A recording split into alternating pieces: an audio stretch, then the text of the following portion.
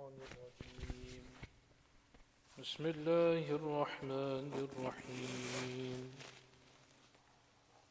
وإن جنحوا للسلم فاجنح لها وتوكل على الله إنه هو السميع العليم وإن يريدوا أن يخدعوك فإن حسبك الله هو الذي أيدك بنصره وبالمؤمنين وألف بين قلوبهم لو أنفقت ما في الأرض جميعا ما ألفت بين قلوبهم ولكن الله ألف بينهم إنه عزيز حكيم يا أيها النبي حسبك الله ومن اتبعك من المؤمنين صدق الله العظيم.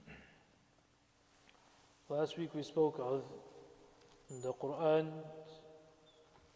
imperative upon the believers of building themselves as a community such that they are able to not only defend themselves but be able to in future defend themselves and have that level of martial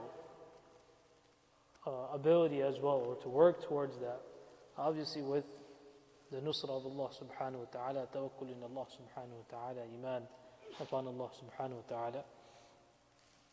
So naturally, what would be the consequence, or one consequence if that is successful, is that the enemy will be subdued and they will ask for peace and for treaties.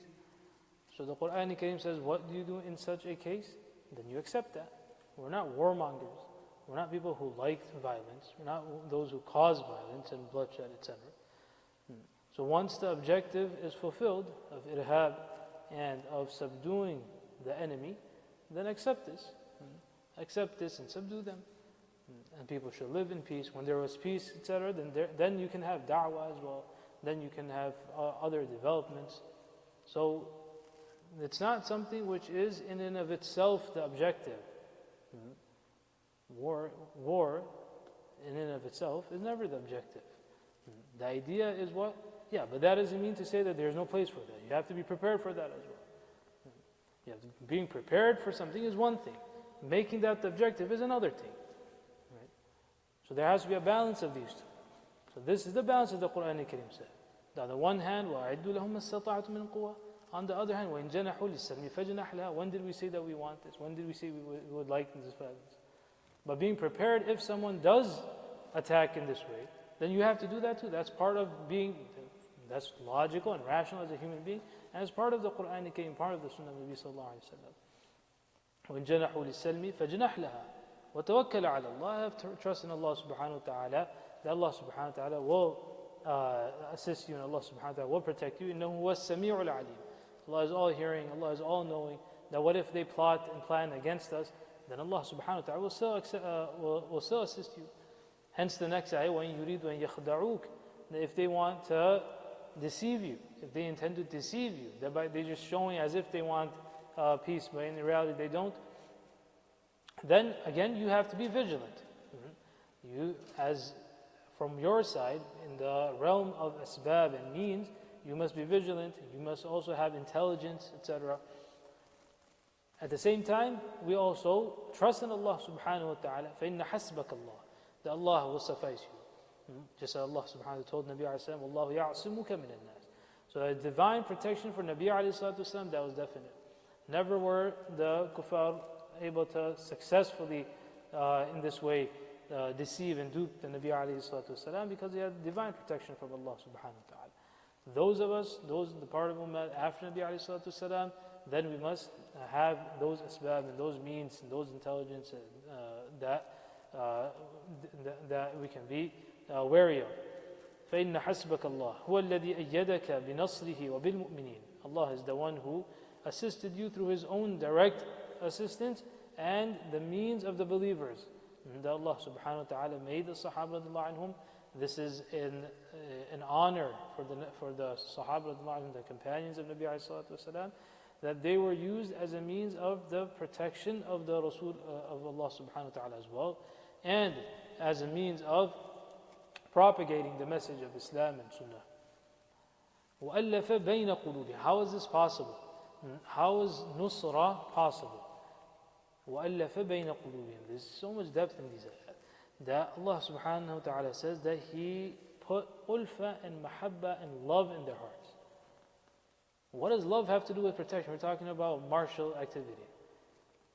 What it has to do is what we see in the ummah today.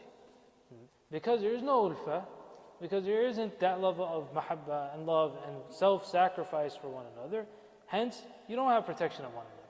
Simple as that. Because Allah subhanahu wa ta'ala put so much love into the hearts of Sahaba anhum that they are ready to sacrifice their own lives and ready to be shaheed for that other brother, and they are ready to lay their lives down for the Nabi of Allah subhanahu wa ta'ala and for i'la kalimatillah. Anything can happen, but there should be i'la kalimatillah. That is the level of love Allah subhanahu wa ta'ala put in their hearts. Hence they sacrificed, and hence there was nusra of Islam and Muslimin and the Nabi of Allah subhanahu wa ta'ala. And this is something which is from Allah subhanahu wa ta'ala, a takwini, a law of Allah subhanahu wa ta'ala, that Allah Himself in the Quran is saying that لو أنفقت ما في الأرض جميعا ما ألفت بين قلوبهم.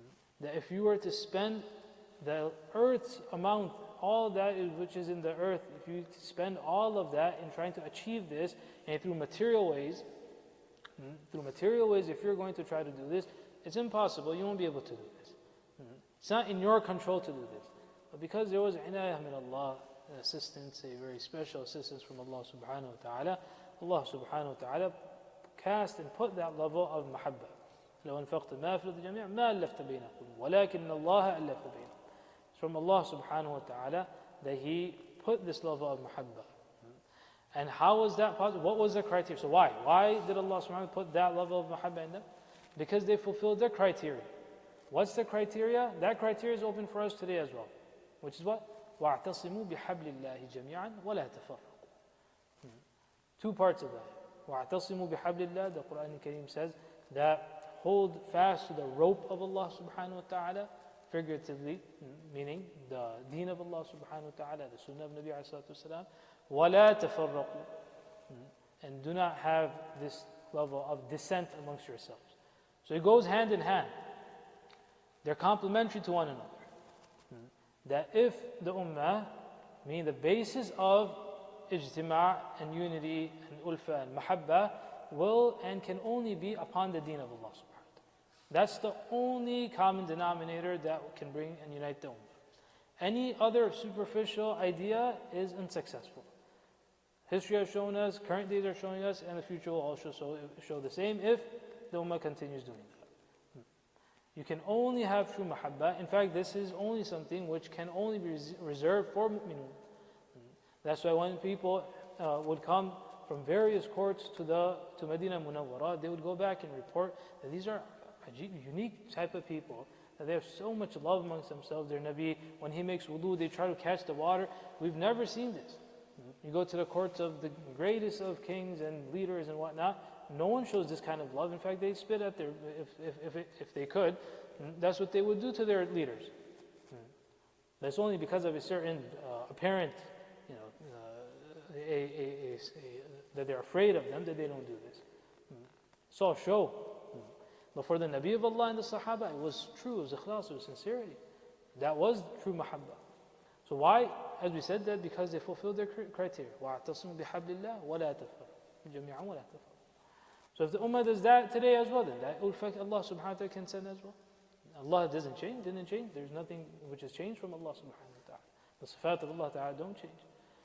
وَلَكِنَّ اللَّهَ أَلَّفَ بَيْنَهُمْ إِنَّهُ عَزِيزٌ حَكِيمٌ.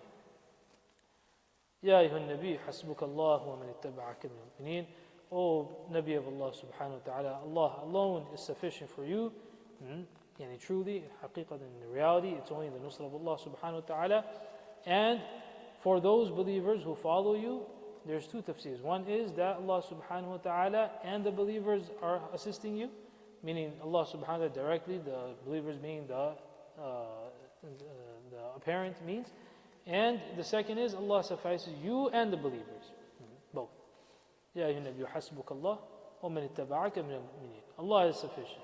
As long as you fulfill the criteria from Allah subhanahu wa ta'ala, then all of the ulfa and mahabba from Allah subhanahu wa ta'ala, unity from Allah subhanahu wa ta'ala, assistance, nusra, all of that will be there. And if that criteria is not fulfilled, then the answer is very clear as well. We make dua that Allah ta'ala gives us understanding of the Quran. Subhanallah.